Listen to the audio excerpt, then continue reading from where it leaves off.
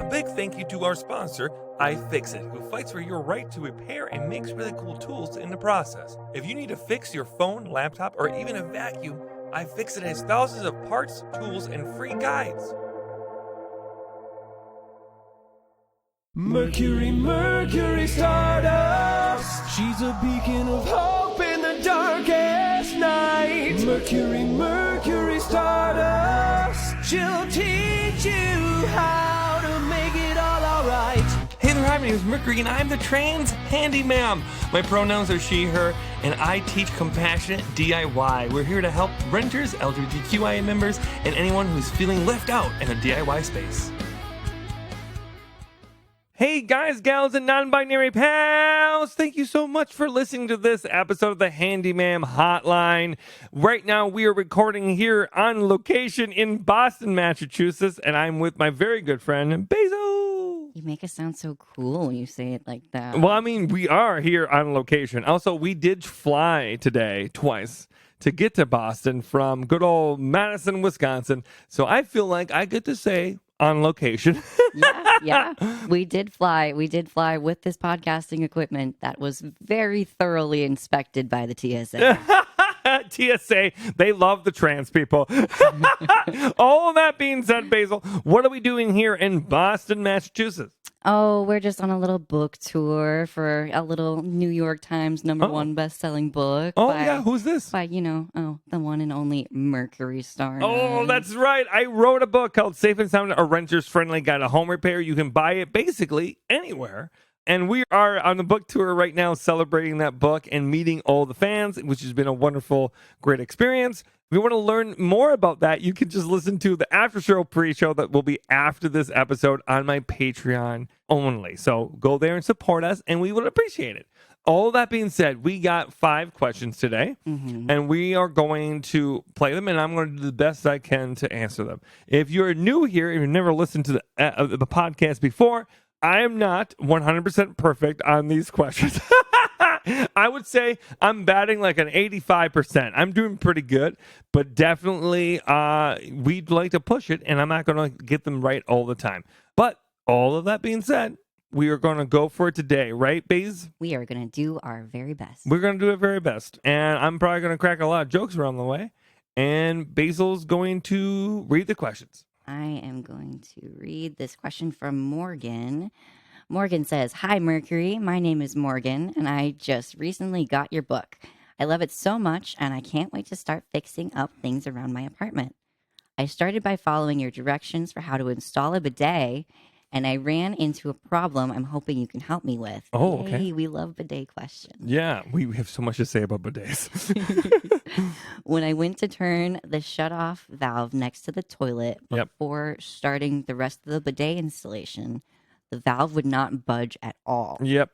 It does look pretty old, so I'm guessing it hasn't been turned in quite a while. Yes. However, I tried doing everything that I thought I could do as a renter, and that mainly included putting a super hot wet washcloth over the valve for a little bit to hopefully loosen it, and spraying WD-40 on the valve multiple times. It won't budge even in the slightest. I don't know how much more I can do since I don't want to break the valve, and I can't replace it myself. I did put in a work order with my leasing office to see if maintenance could help me, but they don't really see this as a priority, and no one will return my call about this. I've been told to just go without the bidet, so I don't think they'll really be doing anything to help me. Do you have any advice for any other ways I could maybe loosen the shutoff valve for my toilet? I'm scared to try anything else at the moment since I don't want to break the valve and have my bathroom flood.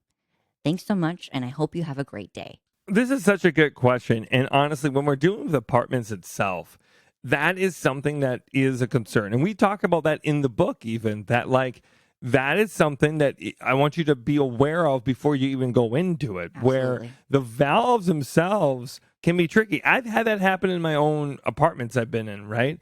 Basil, have you had that happen before? Not anything quite like that, no. Okay.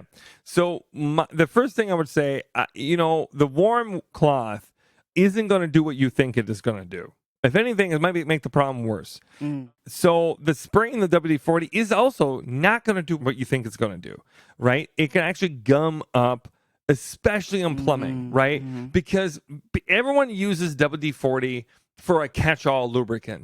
It's not a catch-all lubricant. It's for mechanics, right? It's literally for gears on top of gears. Now, if we're talking about threads, if we're talking about those kind of things, you need to get a lubricant that is made for that. Multi-purpose ones are fine, but there's always a lubricant for any specific thing. So there's anti-rust lubricants, and there are like plumbing lubricants that you can spray on various different things. Now, there is specifically like a Rust Ease product that's out there that is not bad, that you might be able to spray on this and let it soak and then let it turn in there, right?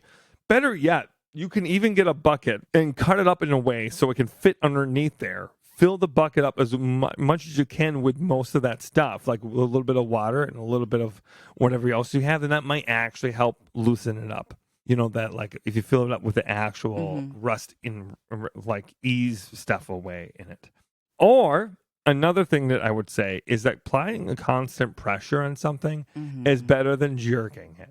And if you are applying constant pressure to it and at a good rate, right, and if you're not feeling it to go, then I think that then you might have a bigger problem. Then you definitely need to not touch it, right? But I would say 9 times out of 10, when you are applying constant pressure on something that it definitely has like rust problems with it, you're probably going to be okay. So that would be my route. That would be where I'm going with it. They didn't send a photo, so I do just wonder, because I have seen like at my apartment right now, there is a lot of like calcium and lime buildup around those bits. Yep. So I mean, I know that those can sometimes get caught up in the threads too, and prevent them. 100%. And that's where like a lot of these specific products like working well. You could try CLR. You could try those products too to work in there. I think that at this point, since you've already tried all the other stuff, I don't think any of the stuff that we're saying would hurt you in this instance. If you are trying the constant pressure, just go slow and just know that it seizes up. That's why it does it sometimes, right? Like because it won't go, if it would go on, right? If you're able to turn it like all the way off and then you got to turn it back on. If you're able to do it one way, you think you should be able to do it the other way. That isn't how threads work sometimes.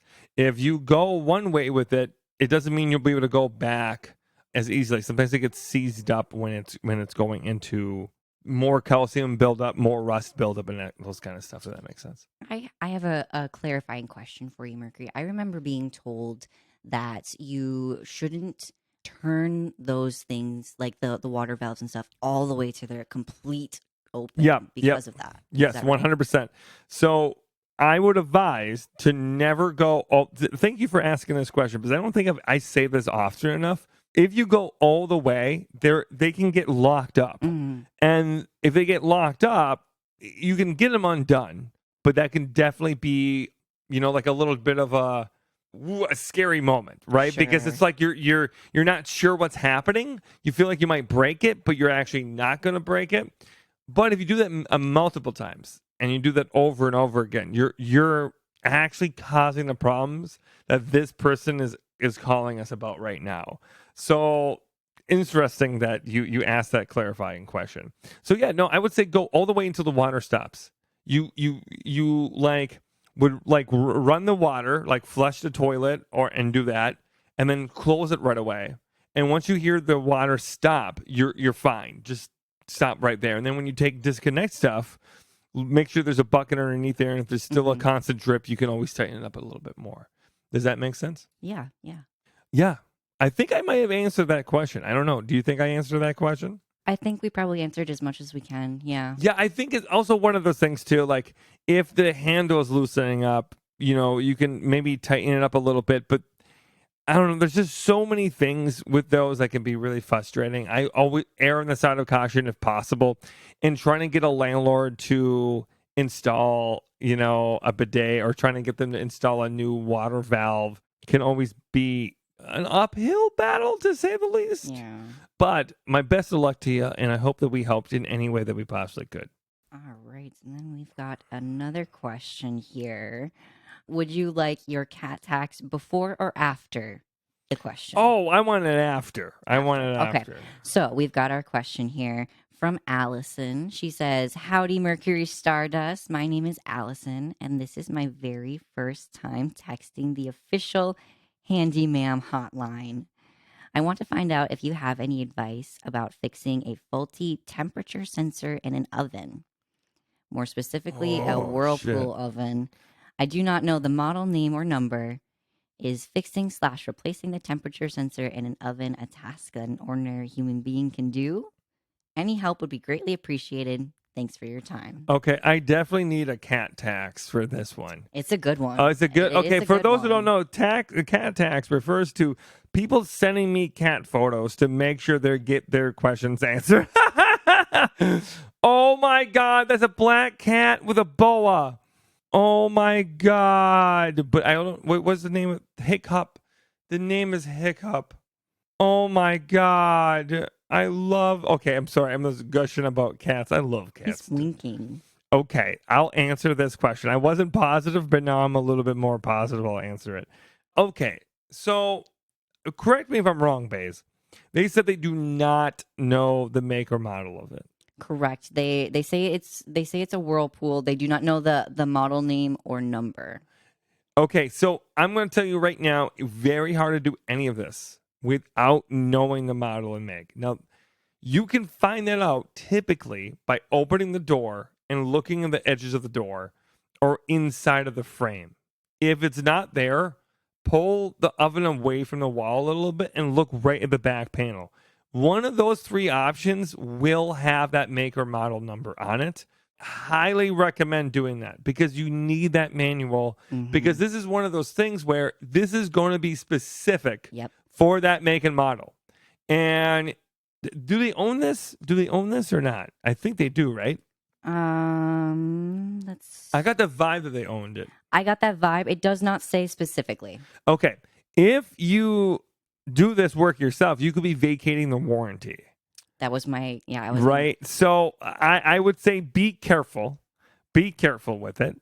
I also wouldn't say this right now. When you just for the word of caution, when you are working with any type of appliance at home that has the ability to severely hurt someone and severely be a larger problem down the road, I highly recommend a professional at all the times, right? Like, especially when we're dealing with ovens. Ovens are a tough one.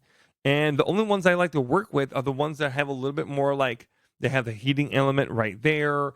They're very accessible and easy to handle. There's not that many mechanics to it. When you start getting digital and you start having a lot of those features, you start having more problems. It's kind of like when you're working with a car. Right? If it's bare bone cars, you can figure it out. But once you start adding the computer system, boy, that gets really difficult. There's a lot of layers to figure out, and you almost need to be an IT person on top of being, a maintenance person. So it can be more difficult. Yeah. Do you got anything to add here? I do. Yeah, I do just want to just add on to that the fact that like it may not seem like a huge deal to like have a temperature sensor that's not exactly working correctly, but it can be like a huge health risk because of like cooking temperatures.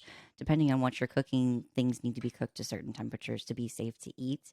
And if your oven can't reliably do that, you could be putting yourself and your family at risk. And that's just something to mention. And it's right now is the best it's going to be, period. Mhm. Over time, it will get worse. Like, Right.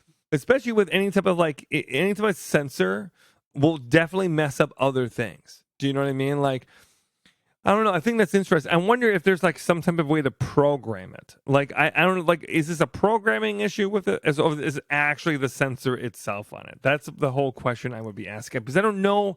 I don't know the make and model, so I don't know how it's designed. And you're not really an appliance lady. I always say that, right? Yeah, I always say I'm the trans handyman, not the trans appliance lady.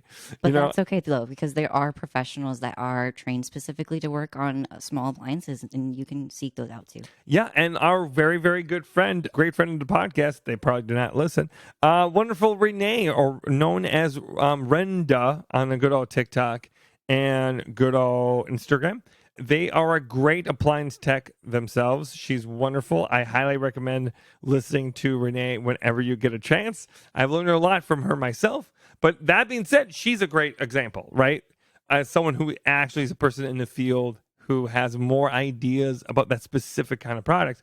But again, they might be more prone to the brand that they work with primarily, Yeah. right? Mm-hmm. And that's the thing. None of this is like cookie cutter anymore. Right. It used to be that every oven basically had the same guts in it. Mm-hmm. And now ovens are so different than they were even 6 years ago. They're just so different. I get asked about washers and dryers, and they are so different than they used to be. And especially because you have been a renter for so long, so you've just had the same washer and dryer that your apartment has supplied. I've typically had a pretty beat up washer and dryer for most of my career as a renter, right? But even when I was in maintenance, right, we had like one of those coin operated, Sure. washer and dryers, and you outsource that. You outsource that to other people who are maintenance technicians, sometimes from 3 or 4 hours away. And that's what's wild about all that, is that like I might be very knowledgeable for all this stuff, but there's weird gaps sometimes of like the technology has almost gone too far, for me to be able to adequately help anybody other than being like, we got to get that make and model, and there's going to be something online that's going to direct you in the same, because you're not the only one who's had this problem. Right. There's always someone out there. You just got to hope that they put that information out there for other people to learn from. Yeah, and really, like the thing is, the important thing to remember is to go through the troubleshooting steps anytime you're trying to solve any problem. So let's just start from the beginning. And do that sweet Mercury method. You can learn more about that in my book, Safe and Sound, a Renter's Friendly Guide to Home Repair. All that being said, we also love when people give us a different kind of question. We like to keep it fresh here. But also sometimes we get questions that are more about the trans experience than the handy experience. And all that being said, today we got a really different kind of question that verges on kind of a heavy question. So if you're someone who kind of veers away from very emotional conversations about death and about mortality, I would like you to maybe skip ahead for a few minutes and listen to the next question, or maybe this episode just isn't for you. So just to give you a heads up, and now we're going to play the question. All right, here we go. So from Carolyn here. Good afternoon, Mercury. You'll probably never see this, but I need to share something, mostly because my heart is heavy and I want to get this off my chest. I just had a trans friend of mine ask me if a top surgery can be done after death. I'm a mortician, and because they don't think that they'll ever be able to afford it while they're alive, he just wants to know if he can go out looking how he feels inside. This is probably the hardest thing I've ever had to hear as a friend. Forget the fact that I answered death questions all day long. He mentioned wanting to apply to the Point of Pride organization, but I don't know if he actually will. And I was wondering if there are any resources that you know of to help answer a question like this. Every once in a while, you as a trans person are just reminded about where other people are at in their transitions. And as two people, Basil and I are both trans human beings who have, done some type of medical intervention to some extent. And when I hear questions like this, and this is what fuels us to do what we do, right? Like we have raised money to help other trans people the best we can. And one of the ways you can do that is by going to the Point of Pride organization, and they have different timelines for applications for different procedures. Now that's, bottom surgeries, top surgeries, facial feminizations, and even they do garments as well. So you can get a binder and gaffs from them as well. And all of that is beautiful. But there's also, sadly, a limitation to all of it. And I don't know your friend. I don't know the situation they're in. And I can't guarantee that is what will happen. I can't guarantee that you will get the help and they will get the help that they awfully deserve. And those are hard words for me to say because I want to be able to. I wish we lived in a timeline where compassion and empathy was a little bit more readily available for every single person on earth. And it isn't. So the reality is this. It's hard to get gender affirming care almost anywhere, especially in some parts of this country. We are traveling around the country right now, and we feel it. We feel it when we go to places like Texas. We feel it like when we go to places in the South. We feel like when we go to some places in the West.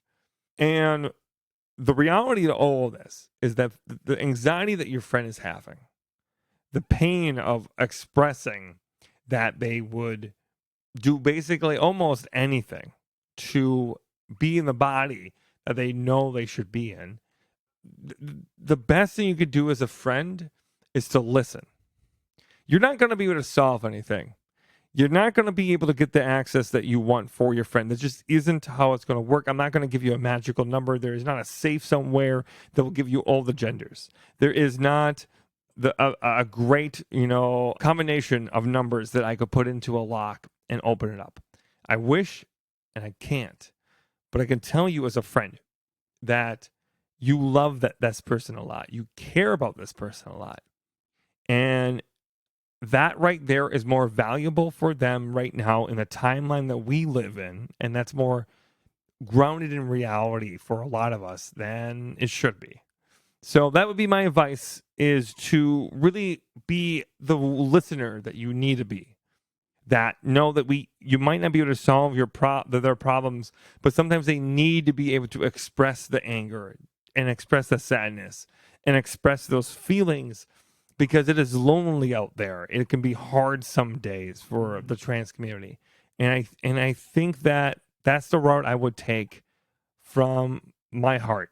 I think that is a way that anybody in your life can help you, and anyone in your life can give you that support. You don't need $1 million to love someone and care for them where they're at. Right. And, there's a lot to be said for just having community and being around people that see you for the person that you are, even if it's not how you think your body should look. So, like, being able to provide that safe space for your friend, it's doing more than you might think it would do. Yeah, I mean, someone doesn't express those type of feelings if they don't feel safe. And those are, I got to tell you though, I don't think those are abnormal thoughts for a trans person. Not at all. I don't know how Basil feels, but I know for me, I've had similar thoughts. I don't think that's an abnormal thing. That might be hard for some people to listen to. Mm-hmm. That might be hard for some people to understand. Mm-hmm. But the reality is that like that is the world that we live in. That like the society can be so tough to those who are different, and there isn't enough resources, there isn't enough support, there isn't enough actual action to be able to help everyone who needs it. There's a lot of people who need it. Mm-hmm. So the best thing that we can do is just have an outlet, like let me voice my pain. Let me voice my feelings. I'm doing it right now in the podcast, and I think that I have those outlets. Not everyone does. And if someone is saying those things to you, boy, you could make a huge difference in their life just by being there and being present for them. Yeah. Okay, we did good. I think we did good. Basil is looking at me like I did a good job, and I think I did. I think we are just going to take a breath after that one. Yeah. Okay, you ready, Base? Yes. Christy has a question for us. She says, "Hello, Miss Mercury. Our landlord is ripping out the carpets of our surrounding neighbors' apartments and it's killing all the soundproofing that our building had. I can't sleep anymore because of the neighbor's TV on all night. Ugh. Is there any soundproofing we can do within our own apartment that works without harming the walls because we rent?" Oh boy, sound dampening. Oh boy, oh boy, oh boy, oh boy. Forever a challenge. Yeah, I mean, here's the thing. This is the hardest part. If this is so they're above them, right? This is not like this isn't They just say like surrounding. So it could be like sound. It could be side to side and above, which is just a wonderful recipe of just misery. But all of that being said, if when we're talking about people above us, right, like in the ceiling and etc., right, boy oh boy, it's really hard to do anything on our end. You almost have to go up there and be like, hey, you want to add some rugs? Because rugs will do it. And putting those like little feet things that go underneath furniture. God, those little furniture sliders and stuff. You add those stuff, boy, that will prevent chairs from that, being loud. Yeah, Everyone knows that noise. If you're a renter and you're above someone's head, I think you'd have those conversations. I think you do those things instinctually. I think it's fair to do that, and I would want someone above my head to do that. Now, I lived in what I would call one of the worst situations about like 10 and a half years ago. I lived in what used to be an old condo, right? And they retrofitted it, and now they're trying to, they have one condo they're trying to get rid of, and they're renting out, and etc. The person above us, right? They own the properties still, right? And they ripped out the carpet, so now it's hardwood floor, right? And I'm still convinced to this day that they did not put proper batting in there or not installation in there, but they ripped it out and they put in hardwood floor. And holy shit, that was just walking normally would be an issue, right? We set up, Matt helped us with this, ironically. We set up this whole area with microphones and stuff to record it, and we recorded them just like running constantly, and just like the noise was so much all the time. Now, what do we do? How do we solve this problem? Sadly, we didn't have a great resolution, because when they're above you, it's just so hard unless you rip open the ceiling and you put quiet batting in it, which is this very thick stuff that can kind of like form fit in there and make it work. Now, if they're on your side, you can hang big ass blankets, right? That will do it. But if you are trying to do it in any other way, the best route is to like use different furniture, dressers, beds, anything like that can actually help dampen the noise. So I would say maybe go in that route. And then lastly, if you are someone who's listening to this podcast and you have a good idea, you can text and call us and we will play your idea for the next time that we're on air. We'll make sure that you get the credit you do. So you can call this number, 608-205-8768. and make sure that you tell us how we got this wrong, okay? I know that we have some of those like sound dampening tiles at the studio, Mercury. I have those at my apartment too. Yeah. What do you think about those? So this is one of the sad truths about all of this. A lot of this will do better for you as the person. Like it'll make your room like a little bit more manageable if there's no outside sound, right? So like you are going to be fine inside, right? You're going to make whatever you're recording or anything like that will be good. But if we're trying to soften the noise from another area, it might not have a whole lot of effect. And I would also err on the side of caution to put cubes or anything like that, sound cubes, on a wall, because those can rip the paint. So if you're a renter and you're already having that issue, I don't know if I would go that route. I would be much more likely to add blankets to the wall. You tack them up, or you do a little bit of nails. Won't be too bad. That's a whole lot better than adding adhesive. I've done curtains actually instead of blankets because they're a little bit more designed for that sort of thing. But yeah, like a nice big thick curtain and like hanging it up from the top of the wall, very top, like up by the ceiling. Yep. Because no one ever actually looks for nail holes up there. One of the great things about doing that too is if you pleat it. Like if you take a couple curtains, right, and you run them up there, and then you pleat all of them, that actually is going to do more than it would otherwise, and right? It looks better too. Yeah. But again, not perfect, but might work. I think that if you're in a desperate situation and you want to feel like you're actively working towards a solution, this might be the route for you. But it also might not be a solution. It's it's so difficult. I when we were writing this part of the book, it was an absolute, like, I wanted there to be good answers for people, but again, it's not always a great answer. And it might just be more like looking for like a personal solution for you for now. Like maybe looking into like some earplugs, like some loop earplugs or something like that, that like reduces sound levels. But you Yeah. can still hear something, Yeah, I always hate using that suggestion, but boy, that's the truth though. Those loops do really good. My partner Zizi has had loops for probably like 2.5 years, swears by them, and they really seem to do a really good job. I also really like noise canceling headphones. Yeah, me too. I really that's actually where I started wearing a lot of that stuff, was back when I was in that terrible situation. Another thing that really helped us a lot was we just like reached out to the people who lived above us and got their schedules. Oh, yeah. Yeah, Okay. because like there was nothing, we asked them to put a rug, and their response was essentially, aesthetically, we don't want a rug.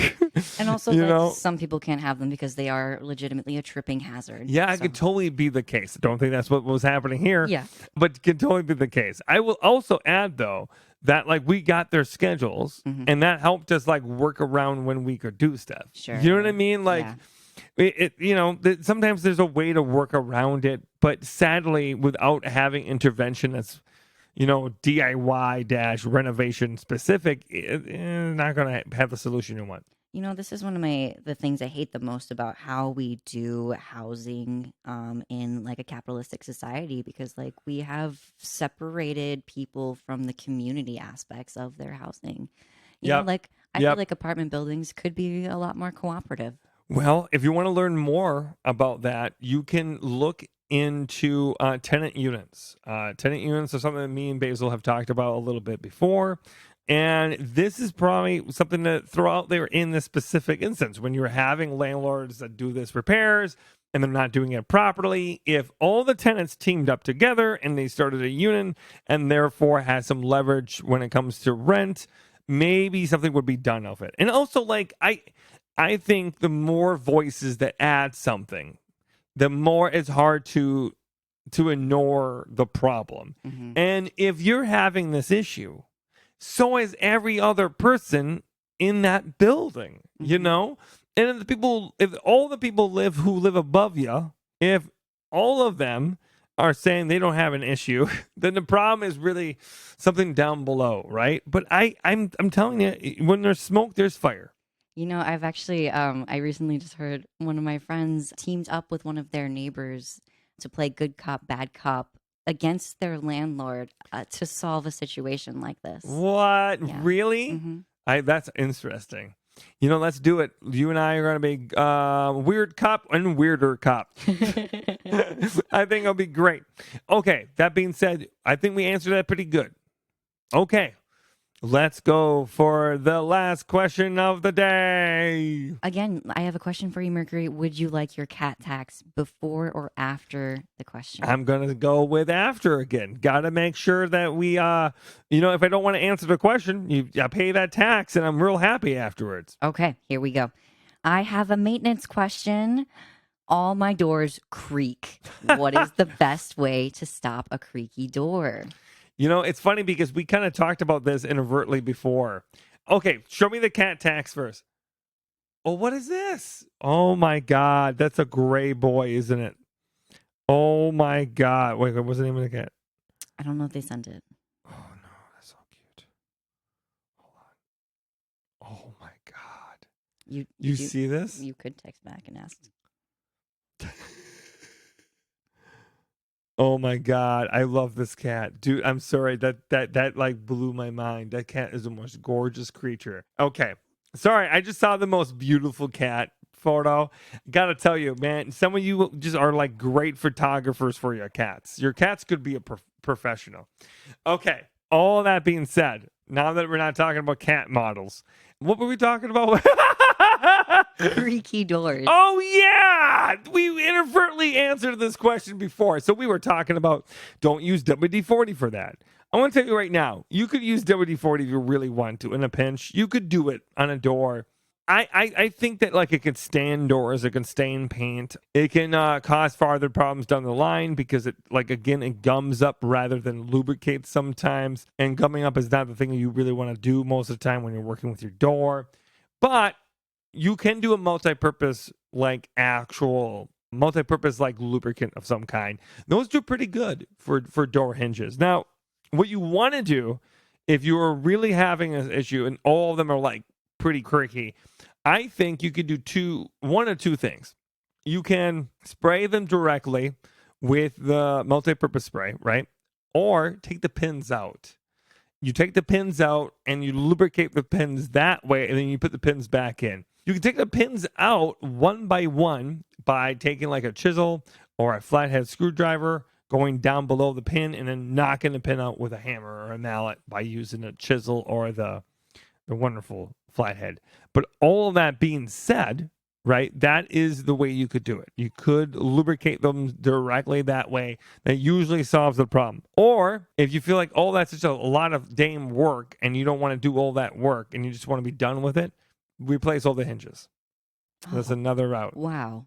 Yeah. Wow. Yeah. And actually, not expensive. Not that expensive at all. If you are a renter, no one will ever notice. No, they'll never know. No one will ever notice. They'll never know. Yeah.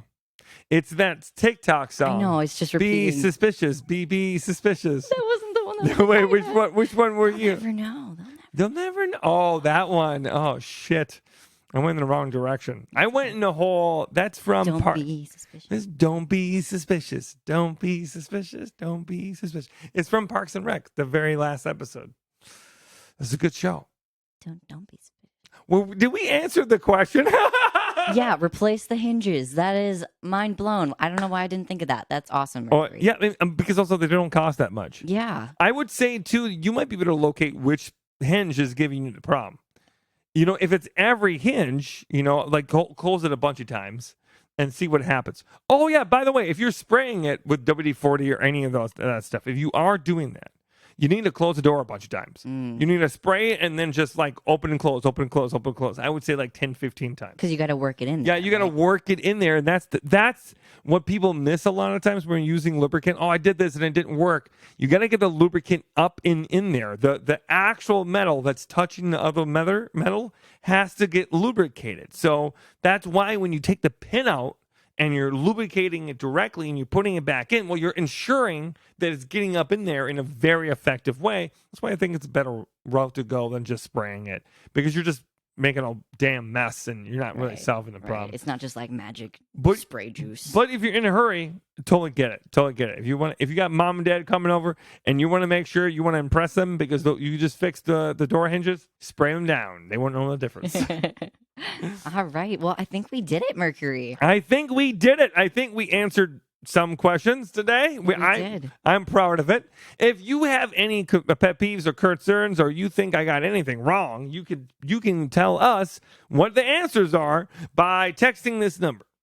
608-205-8768. And if you loved it, tell us that too. We love all the positive feedback. If you have your own questions, you can also come join us on the Discord. You can ask us questions there. You can come chat about episodes. We also have a new book club podcast that is happening on Discord.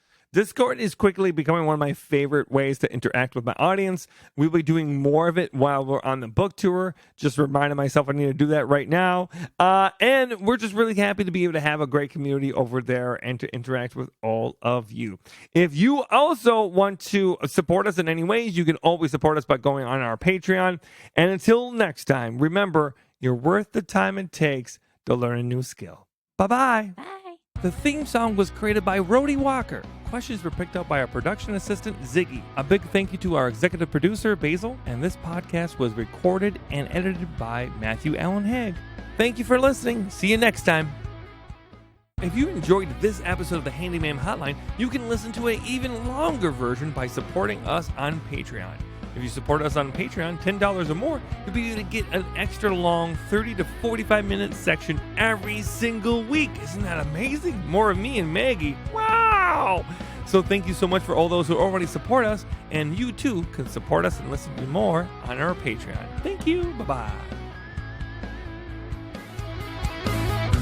your hammer and nails and paint your nails if you want to. You're worth the time.